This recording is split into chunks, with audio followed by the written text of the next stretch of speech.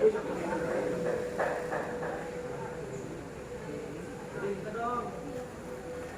bismillahirrahmanirrahim. Assalamualaikum warahmatullahi wabarakatuh. Alhamdulillahirabbil alamin wassalatu wassalamu ala asrofil anbiya'i wal mursalin wa ala alihi washabihi ajmain amma ba'du. Pertama-tama terhormat kepada Abi Hanif dan Umi Ida selaku masuk Al-Qur'an la raiba hanifida. Yang kedua terhormat kepada guru-guru MTSM Al-Qur'an la raiba hanifida. Yang ketiga terhormat kepada kedua orang tua saya dan tidak lupa kepada teman-teman saya. Dan tidak lupa terhormat kepada Miss Maliha selaku guru pengampu pelajaran Al-Qur'an hadis. Nah, jadi perkenalkan, nama saya Al-Hikam Tajul Aulia akan menjelaskan tentang menjaga pelajaran Al-Qur'an hadis, yaitu tentang menjaga kelestarian lingkungan hidup. Nah, jadi ini judulnya menjaga kelestarian lingkungan hidup. Nah, jadi di dalam buku Al-Qur'an hadis yang sudah tentu akan menjelaskan tentang Al-Qur'an dan hadis, itu menjelaskan bahwa menjaga kelestarian lingkungan hidup itu dijelaskan di beberapa ayat-ayat Al-Qur'an. Yang pertama itu dalam surat Romawi atau surat ke-30, itu menjelaskan pada ayat 41 sampai 42, kita itu akan merasakan akibat yang kita perbuat. Nah, jadi kalau misalnya kita itu merusak tanaman, maka kita akan merasakan akibatnya kayak alhamdulillah. Apabila kita menebang hutan, itu kan merusak tanaman, tidak menjaga kelestarian, maka kita akan merasakan akibatnya, yaitu banjir dan longsor. Kemudian apabila kita menebang pohon, maka kita akan merasakan bahwa bumi ini akan menjadi panas.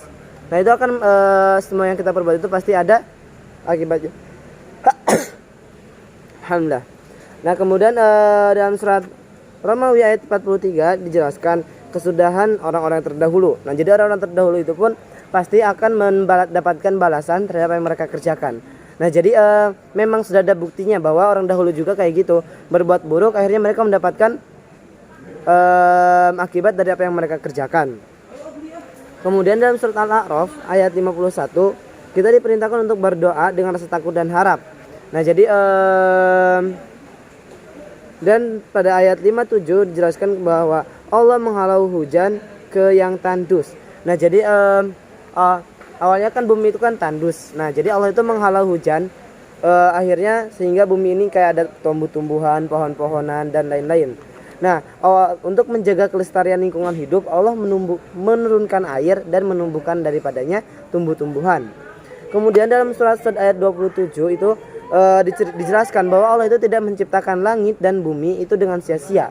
Nah, jadi Allah itu menciptakan langit dan bumi itu pasti ada tujuannya. Pasti ada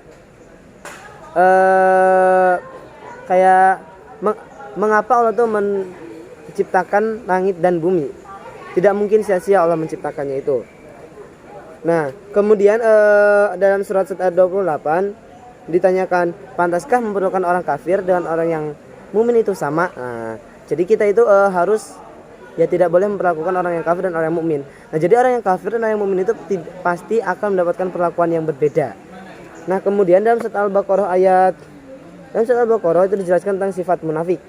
Nah, jadi kita tidak boleh munafik terhadap diri kita sendiri, terhadap tanaman, alam. Nah, jadi ketika kita sudah menggunakan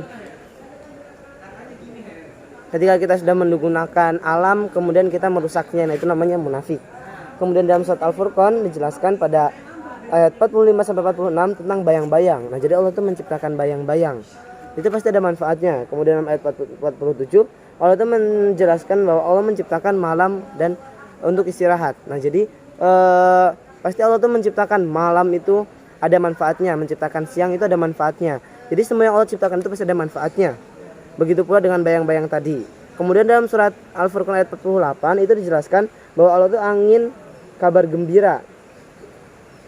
Nah, jadi Allah itu pasti akan memberikan kabar gembira, ya angin kabar gembira. Kemudian dalam 49 dijelaskan bahwa Allah itu mengirimkan hujan untuk menyuburkan tanaman. Nah, jadi Allah pun mengirimkan air untuk menyuburkan tanaman. Jadi kita harus menjaganya dengan sungguh-sungguh. Dan Allah yang mengatur turunnya. Jadi kayak musim kemarau, musim hujan, musim salju dan lain-lain. Oke, sekian saja dari saya. Kurang lebihnya mohon maaf. Wassalamualaikum warahmatullahi wabarakatuh.